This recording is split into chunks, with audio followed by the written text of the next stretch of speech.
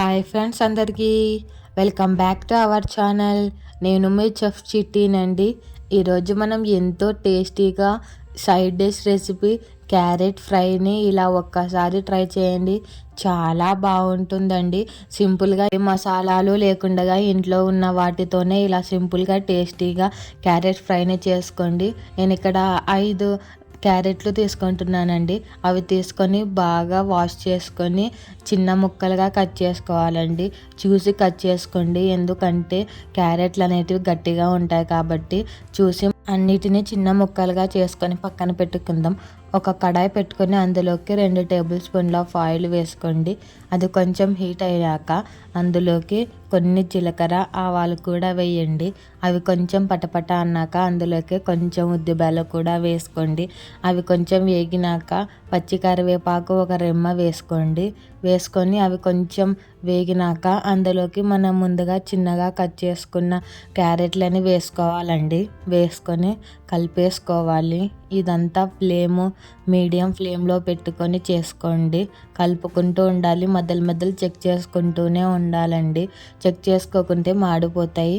So అలా పెట్టి ఒక నిమిషానికి చెక్ చేసుకుంటూ ఉండండి.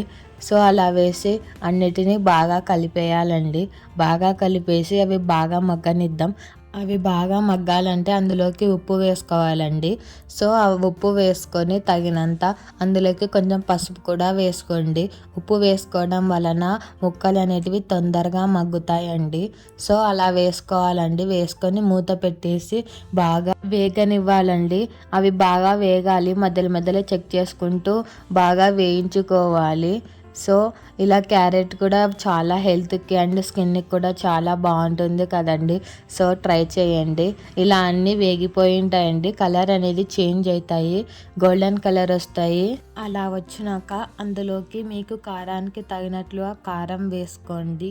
నేను ఇక్కడ 1 టేబుల్ స్పూన్ల కారం వేసుకుంటున్నాను. అందులోనే కొబ్బరి పొడి వేసుకోండి, ఎండు కొబ్బరి పొడి.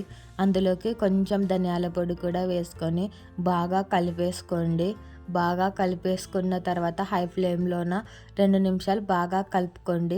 బాగా కలుపుకుంటే మన సింపుల్గా క్యారెట్ ఫ్రై రెడీ అండి.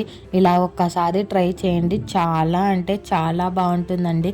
మీరే మళ్ళీ చేసుకుంటుంటారు. అలా అంత సూపర్గా ఉంటుందండి. దీని టేస్ట్ కూడా సైడ్ డిష్కి పప్పు లేకైనా, సాంబార్ లేకైనా, లేకపోయినా చపాతీ రోటీస్ లేకైనా కూడా ఈ కాంబినేషన్ చాలా అంటే చాలా బాగుంటుందండి. ఒకసారి ఇలా ట్రై చేసి పెట్టండి. మీకు ఈ వీడియో నచ్చినట్లయితే లైక్ చేయండి, షేర్ చేయండి, సబ్స్క్రైబ్ చేయండి.